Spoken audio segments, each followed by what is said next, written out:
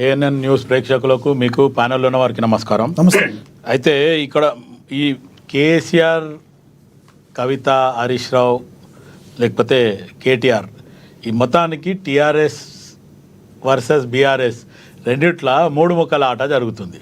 ఆ మూడు ముక్కల ఆటల ఇప్పుడు రఘునందన్ రావు గారు చెప్పిన దానికి నేను ఏకీభవిస్తాను. ఎందుకంటే ఆయన క్లియర్ కట్గా చెప్పిండు. ఇది ఆల్రెడీ ఈ లెటర్ రాసి ఆమె వెళ్ళే ముందు నేను వెళ్ళిన తర్వాత ఏంటని చెప్పి ఒక డైరెక్షన్ ఇచ్చింది. అది కూడా కాంగ్రెస్ అయితే టీఆర్ఎస్ బీఆర్ఎస్కు ఉన్న ఛానళ్ళల్లో కానీ ప్రెస్లో కానీ ఇవ్వలేదు, ఆపోజిషన్ పార్టీకి ఇచ్చిందని చెప్పింది. ఇదే మాట ఈరోజు మార్నింగ్ క్యూ న్యూస్లో తీన్మార్ మల్లన్న కూడా చెప్పడం జరిగింది. నాకు కూడా పంపించిండ్రు, ఇది ఫేక్ అనుకొని పక్కన పెట్టినా అన్నాడు. కానీ ఈరోజు కవితకు మట్టుకు మొత్తానికి జాగృతి, ఇంతకుముందు ఆమె ఏమంటారు భారత జాగృతి సమితి అని పెట్టింది, ముందు తెలంగాణ జాగృతి సమితి అని పెట్టింది. సో ఇక్కడికి వచ్చే వరకు తెలంగాణ జాగృతి సమితి అని ఆమె ప్రోగ్రాం చేసినప్పుడు ఏదైతే మొత్తానికి బ్యానర్ పెడితే దాంట్లో ప్రొఫెసర్ జయశంకర్ది కానీ కేసీఆర్ కానీ మిగతా వాళ్ళు ఉంటుండే. కానీ మొన్నటిసారి మటుకు భారత జాగృతి సమితిని తీసేసి టీఆర్ఎస్ జాగృతి సమితి అని పెట్టిన రోజు మీరు చూస్తే అంబేద్కర్ గారిది కానీ లేకపోతే ప్రొఫెసర్ జయశంకర్ గారిది, వీళ్ళిద్దరిది తప్ప కేసీఆర్ ఫోటో కూడా ఆమె వేయలేదు. ఒకటి. రెండవది, కేసీఆర్కి ఎక్కడ కూడా ఆయన ఈమె లిక్కర్ క్వీన్ అయిన తర్వాత కేసీఆర్ దగ్గరికి కూడా రాణిస్తలేడు అనేది మనం చూస్తున్నాము, మనకున్న సమాచారం. రెండోది, ఎప్పుడైతే జైలుకి బయటకు వచ్చినప్పుడు తండ్రిని పోయి కలవడానికి మీరు మాట్లాడిన దానిలో ఇంకొకటి ఉంది. లిక్కర్ క్వీన్ అయిన తర్వాత కేసీఆర్ దగ్గర కూడా రానివ్వట్లేదంటే ఆవిడ లిక్కర్ స్కామ్లో ఇరుక్కొని ఒకవేళ గతంలో ఏం చేసిందో అప్పటి వరకు కూడా కేసీఆర్ గారికి ఏం తెలియదని మీరు నమ్ముతున్నారా? అంటే కేసీఆర్ కూతురు కాబట్టి, కూతురు అంటే జనరల్గా ఏ తండ్రికైనా కొంచెం స్వేచ్ఛ ఉంటుంది, కన్సర్న్. అయితే ఆ ఉద్దేశంతో ఆమె ఫ్రీడమ్ ఇవ్వడం జరిగింది, ఇవ్వలేదు కాదు. కానీ ఎప్పుడైతే ఆమె లిక్కర్ కేసులో పార్టీని ఇరకాటంలో పెట్టిందో దానివల్ల ఆయనకు కొంచెం ఎక్కడో ఆగ్రహం వచ్చింది, ఏదో జరిగింది. అయితే ఇక్కడ ఇంకొక మాట కవిత ఏమంటుందంటే, బిడ్డ నేను జైలుకు పోయినా అనే రకంగా నన్ను చూసి మీరు అందరు నవ్వుతున్నారు, హరీష్ రావు కానీ కేటీఆర్ కానీ.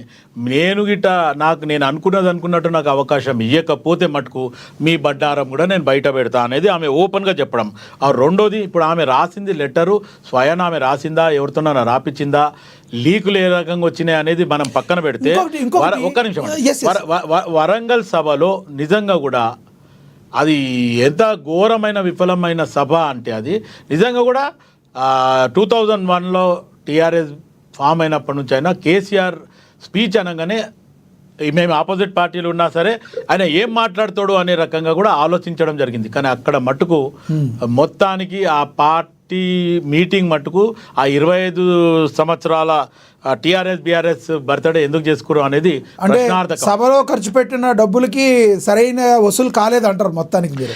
సరే, ఏదేమైనా ఇక్కడ ఇంకొక డౌట్ శివలాల్ గారు, చెప్పండి. ఈ రోజుల్లో అంతా కూడా మొబైల్ యుగం నడుస్తుంది, చీమ చిట్టుక్కుమంటే ఎమ్మటినే అంతా తెలిసిపోతుంది.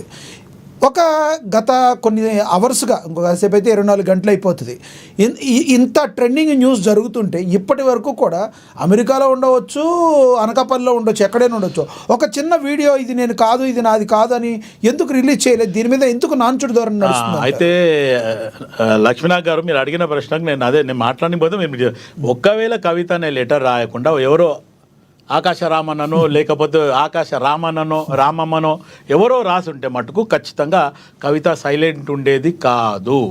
దీంతో పాటు ఈరోజు కల్వకుంట్ల రమ్యారావు ఎవరైతే కేసీఆర్ అన్న కూతురు ఉందో ఆమె మొత్తం ఈరోజు ఆమె దగ్గర ఎవిడెన్స్ ఉన్నాయి. ప్రతి దగ్గర మేము జనరల్గా ఆమెతో చర్చిస్తుంటాం, మాట్లాడుతుంటాం. మీరు సేమ్ ఫ్యామిలీ ఏంది అంటే, మా చిన్నాయననే వీళ్ళందరూ పరేషాన్ చేసిండ్రు. చిన్నాయన కొంచెం ఆ రకంగా ఆలోచించే విధానంలో వేరుండే. కానీ ఈ కవితకు కానీ లేకపోతే కేటీఆర్కి కానీ ఉన్నంత ఈగో ఎంటైర్ ఫ్యామిలీని డిస్టర్బ్ చేసింది అనేది కూడా ఆమె చెప్పడం జరిగింది. అయితే ఈడ ఉన్న పరంగా ఆలోచిస్తే ఒకవేళ ఆమె ప్రతిసారి వ్యతిరేకం చేస్తూనే ఉంది.